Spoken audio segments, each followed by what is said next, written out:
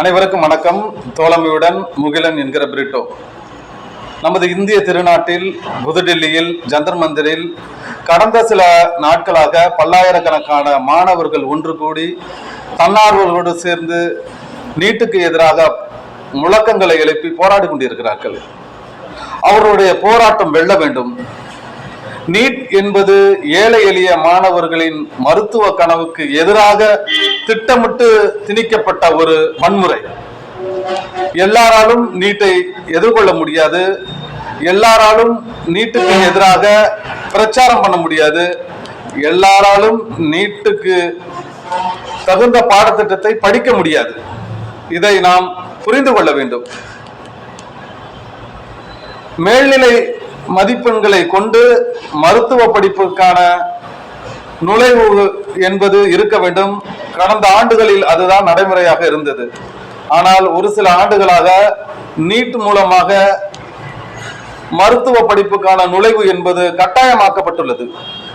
இந்த NEET coaching சென்டர்களை நடத்துபவர்களெல்லாம் யார் என்று பார்த்தால் பணக்காரர்கள், வியாபாரிகள். தமிழ்நாடு அரசு கூட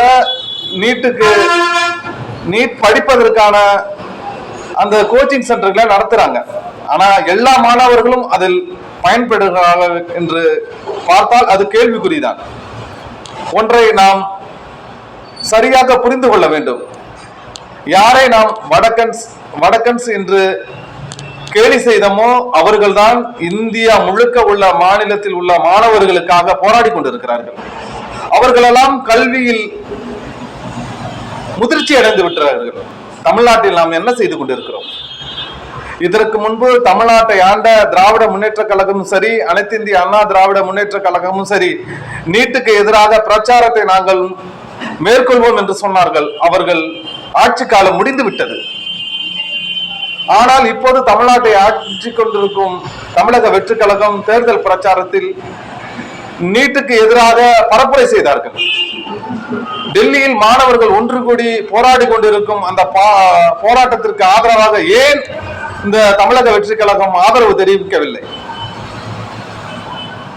அந்த மாணவர்களை ராணுவ படைகள் கொண்டும் காவல்துறை கொண்டும் கடந்த சில நாட்களாக மத்திய அரசு அச்சுறுத்துகிறது, அடித்து நொறுக்குகிறது, அவர்களுடைய போராட்டத்தை கலைக்கிறது. அந்த போராட்டத்துல ஒரு பெண்மணிய ஒரு காவல்துறை அதிகாரி கன்னத்துல ஓங்கி அறைகிறார். யாருக்கு அதிகாரம் கொடுத்தது? யார் அதிகாரம் கொடுத்து அந்த பெண்மணியை அறைந்தார்? அந்த காவல்துறை அதிகாரி.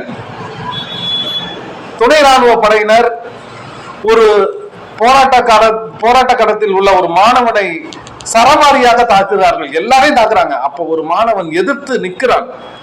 முதுகுல அடிக்கிறாங்க, கையில் அடிக்கிறாங்க, காலில் அடிக்கிறாங்க.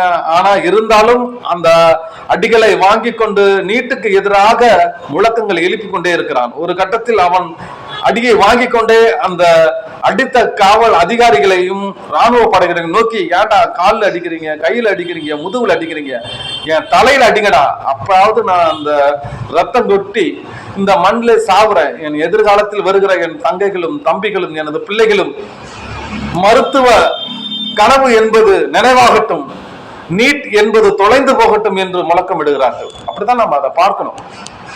தமிழ்நாட்டில்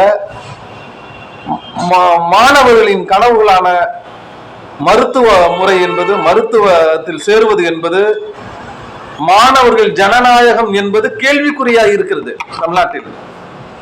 ஆனால் தமிழ்நாட்டு மாணவர்கள் டெல்லியில் போராடுகிற அந்த மாணவர்களுக்கு ஆதாரமாக நீங்கள் குரல் எழுப்புங்கள். தன்னார்வலர்களே, நீங்கள் அவர்களுடைய போராட்டத்திற்கு ஆதரவு தெரிவித்து இங்கே தமிழ்நாட்டில் அழுத்தம் கொடுங்கள். அமைதி காக்க வேண்டாம். அங்கள் கல்விக்காக போராடி கொண்டிருக்கிறார்கள். தமிழ்நாட்டில் ஏன் நாம் அமைதி காக்கிறோம்? அவர்களுடைய போராட்டம் என்பது வெல்ல வேண்டும்.